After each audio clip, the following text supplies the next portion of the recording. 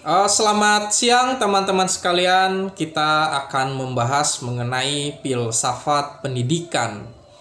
Jadi dunia pendidikan itu memang suatu proses yang tidak sederhana gitu untuk mencetak manusia yang unggul gitu kan, manusia yang memiliki suatu pengetahuan juga karakter yang baik gitu kan, suatu optimisme bahwa manusia itu akan berubah menjadi baik, menjadi lebih berguna, bermanfaat, dan bisa menggunakan nalarnya untuk membuat suatu peradaban gitu kan. Intinya seperti itulah ya. Jadi kita berbicara sisi pemikiran tentang pendidikan, baik itu tujuan gitu kan. Tujuan ini kan sesuatu yang menjadi nilai gitu kan. Sesuatu tujuan itu harus punya nilai. Di dalam pendidikan itu memang ini adalah berbicara tentang proses kemudian tujuan gitu kan.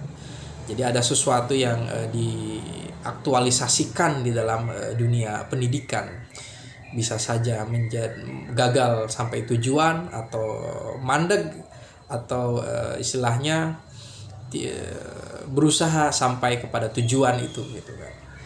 Saya pikir kita berbicara tentang dunia pendidikan itu kan tidak sederhana gitu kan, karena berbicara tentang manusia, berbicara juga dengan istilahnya suatu kegiatan jangka panjang gitu kan.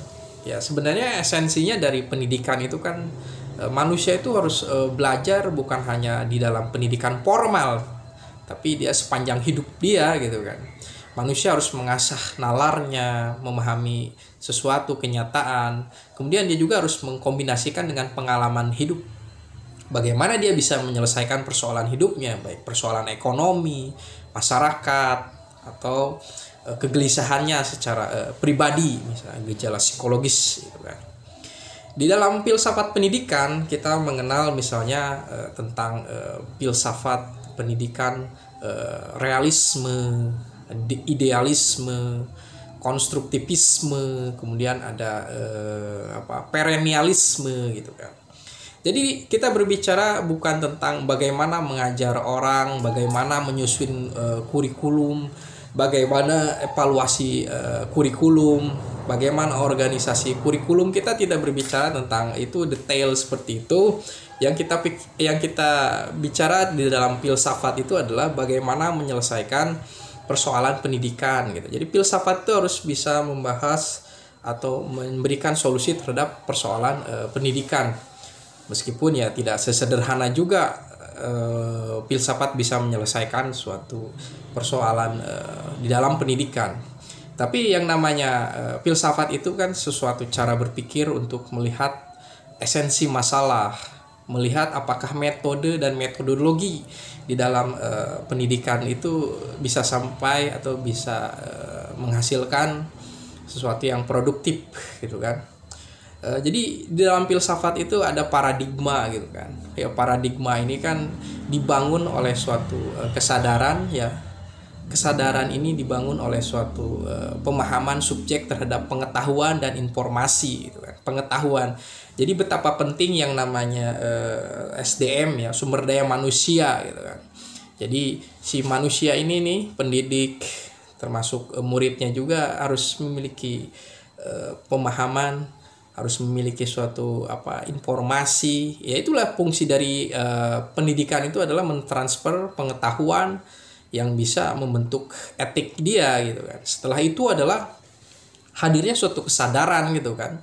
Kesadaran tentang apa pendidikan itu. Misalnya Paulo Freire ya bahwa pendidikan itu harus membebaskan gitu kan, harus bisa merubah kehidupan seseorang gitu kan.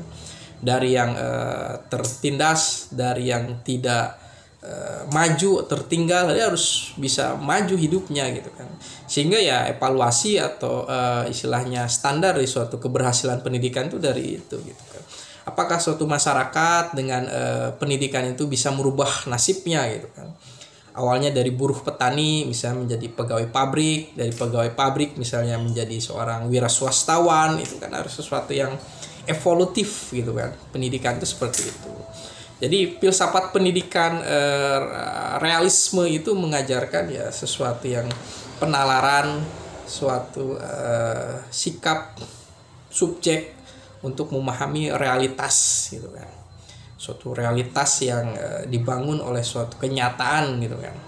Ya paradigma ini ya di dalam pendidikan itu kita harus memahami sesuatu yang bersifat realitas gitu kan. Realitasnya ada enggak gitu kan, sehingga di dalam suatu paradigma kesadaran itu